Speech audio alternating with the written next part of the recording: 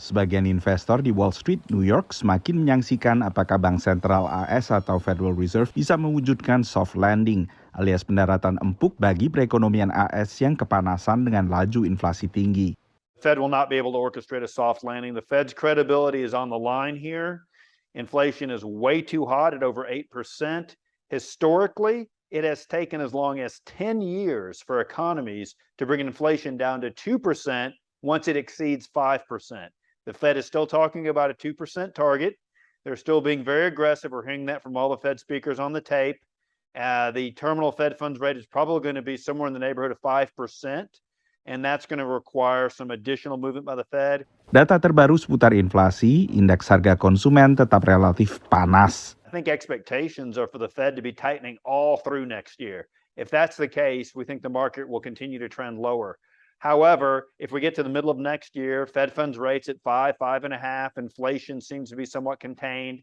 The Fed feels like they can pivot. I could see the market rallying pretty strongly from there. However, the recession will be a headwind for stocks. Even when the Fed stops hiking, we're going to be in a situation where earnings growth is very poor, where the economy is probably in recession, and that will keep a headwind on any rally that will incur as a result of a Fed pivot. Pengetatan yang dilakukan oleh The Fed sejak awal tahun ini menjadi salah satu sorotan dalam pertemuan musim gugur Bank Dunia dan Dana Moneter Internasional IMF yang baru berakhir di Washington DC. Bank sentral dan regulator dari negara-negara emerging markets termasuk Indonesia menyoroti dampak dari kenaikan suku bunga acuan di Amerika terhadap perekonomian negara mereka masing-masing.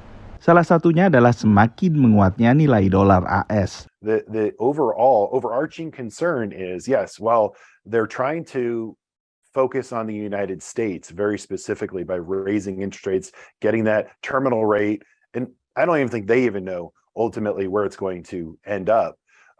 We can't just think U.S.-centric. Globally, if we think about it, what the U.S. dollar is doing as a result of raising interest rates here in the United States is a wrecking ball around the world. So I believe that we could see an outsized event in the foreign currency trades. You're seeing signs of that sort of creep up because of other countries have to deal with the strong dollar. And the dollar has been persistently strong simply because the Federal Reserve has consistently raised interest rates here. Salah satu dampak yang sudah terasa, impor pangan ke Asia dan Afrika menjadi semakin mahal. Dari Washington DC, Nova Purwadi dan tim VOA.